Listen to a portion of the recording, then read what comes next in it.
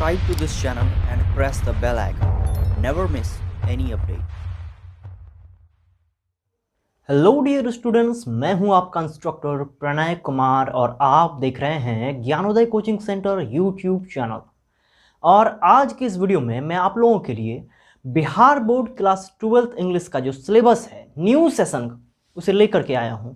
और इस वीडियो में आप कंप्लीट सिलेबस को जानेंगे, साथ ही साथ आपके बोर्ड एग्जाम में क्या क्या इंपॉर्टेंट हैं और साथ ही साथ इंग्लिश 100 मार्क्स के लिए कौन सी किताबें आपको लेनी चाहिए और कौन सी किताबें एनसीईआरटी में चलती हैं, ये मैं आज आप लोगों को बताने जा रहा हूं। तो बने रहिए इस वीडियो के साथ।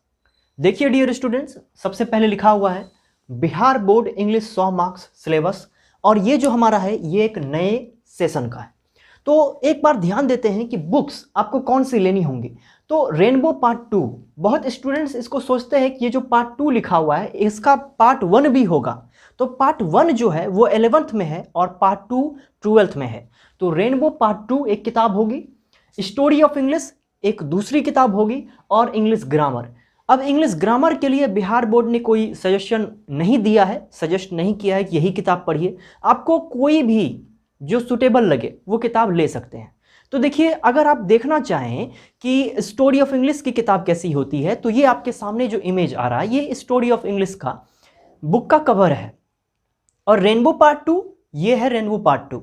तो ये किताबें हैं जो कि नेसेसरी है, एनसीईआरटी में ये चलती है। एनसीईआरटी की ये बुक है, बिहार बोर्ड के द्वारा यही किताब पब्लिश की गई है जो एनसीईआरटी हमें प्रोवाइड करवाती है।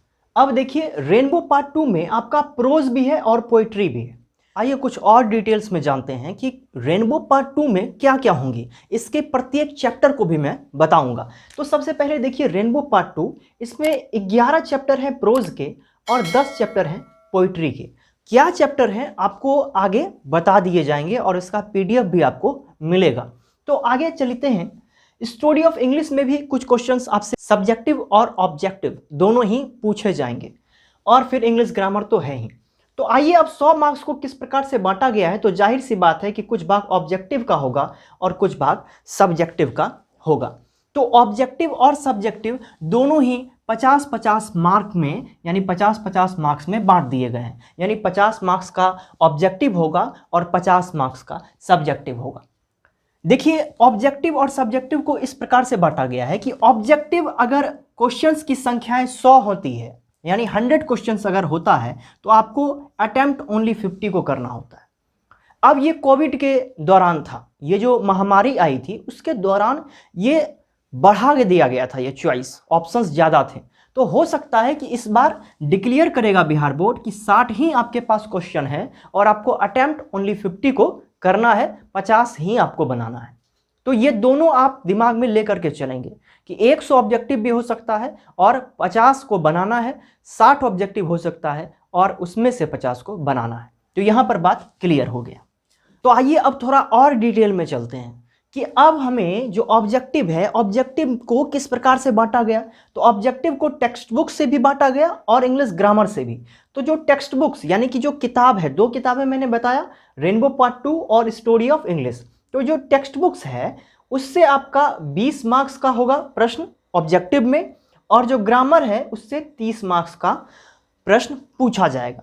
अब जो देखिए टेक्स्ट बुक है उससे 2 किताबें होंगी, रेनबो पार्ट 2 और स्टोरी ऑफ इंग्लिश। तो रेनबो पार्ट 2 से 16 मार्क्स होंगे, और जो कि रेनबो पार्ट 2 में हमारा प्रोज भी है एंड पोइट्री भी है। तो प्रोज से 8 मार्क्स एंड पोइट्री से भी 8 मार्क्स। बाकी जो 4 मार्क्स होंगे वो आपका स्टोरी ऑफ इंग्लिश से पूछा जाएगा। तो ये है ऑब्जेक्टिव टेक्स्ट बुक्स। अब आते हैं ग्रामर की ओर कि ग्रामर को विशेष रूप से आप लोग ध्यान दीजिएगा कि 30 नंबर है, 30 मार्क्स है सिर्फ ग्रामर से।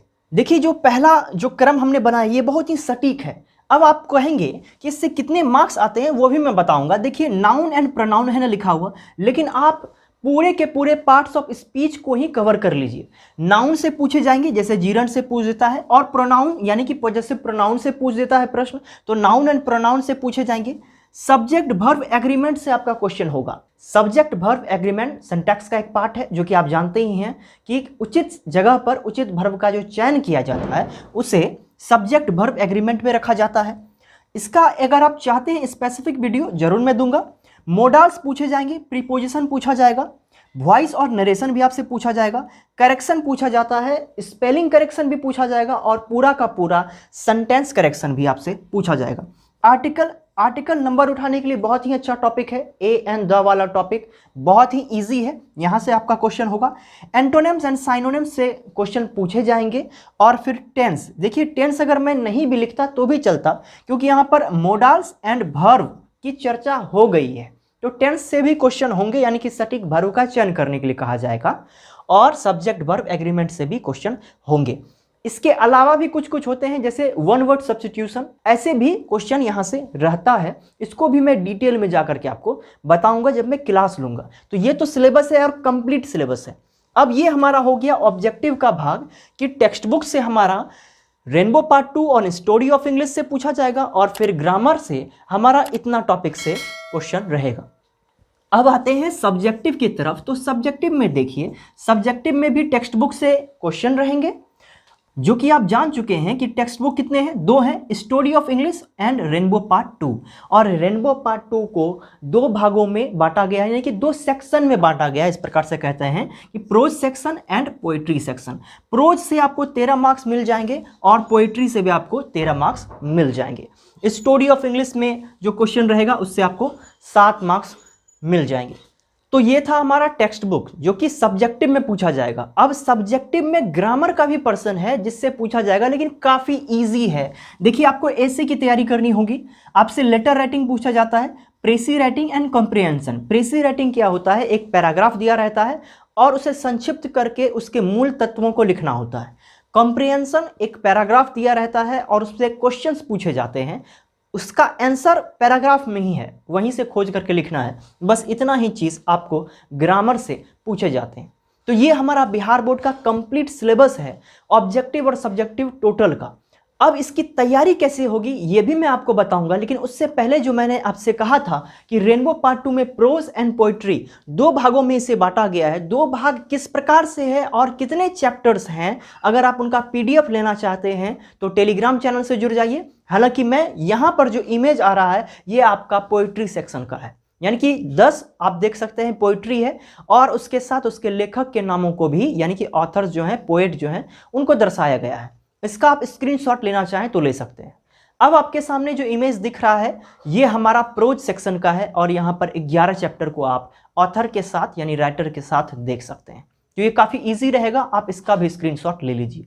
तो ये प्रोज एंड पोइट्री के दोनों भाग हैं। तो ये है हमारा Bihar board class 12th English का कंप्लीट सिलेबस। अगर इस प्रकार से आप तैयारी करते हैं, पहले सिलेबस को समझते हैं और फिर जाकर के तैयारी स्टार्ट करते हैं, तो मेरा ऐसा मानना है कि आप अच्छा मार्क्स गेन कर सकते हैं।